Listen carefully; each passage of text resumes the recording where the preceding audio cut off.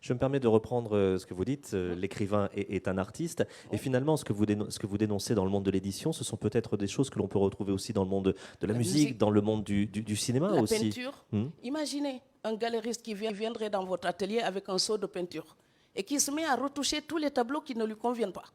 Imaginez qui oserait faire ça. Ou bien un vendeur de poterie qui viendrait dans un atelier pour concasser les pièces qu'il n'aime pas. Qui accepterait ça? Pour moi, les livres, c'est pareil. Ce sont mes petits bijoux. Ce sont mes navets à moi. Mais personne n'est obligé de les manger, hein. En navigation littéraire, on n'est pas obligé de partager un cap, ni de subir celui d'autrui. Donc, les livres, ce sont comme des pirogues qui partent. Vous aimez ma direction, embarquez. Vous êtes bienvenus. Vous n'aimez pas, changez d'adresse. Il n'y a pas de souci. Et cette liberté-là, je voudrais que les éditeurs nous la reconnaissent et qu'ils nous laissent le temps de fignoler, de broder notre propre folie. Donc voilà. Mais pas qu'on écrive à ma place.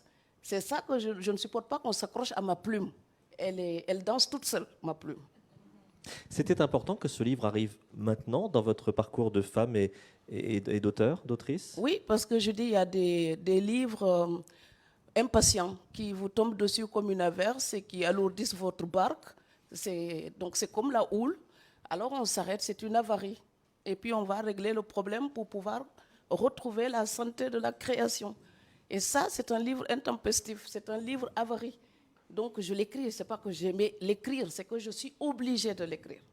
Avez-vous l'impression que vous êtes par ce livre allez, je vais employer un grand mot, un étendard aussi pour d'autres auteurs qui peut-être ressentent les mêmes choses, mais n'osent pas ou ne savent pas les formuler? Et j'espère qu'ils vont sortir des bois.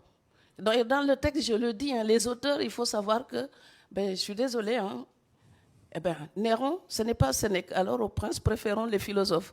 Donc, il faut être libre. Les auteurs, ce sont les artistes. Ils sont censés être libres. Donc, alors, moi, la peur de manquer de beurre ne m'obligera pas à embrasser une vache. Donc, je râle quand ça ne va pas. Et si on permet ma folie, eh bien, je l'utilise pour écrire. Mais je trouve que si je ne suis pas honnête dans mon écriture, il n'y a aucun combat qui vaille la peine d'être mené si je ne peux déjà pas défendre ma propre plume.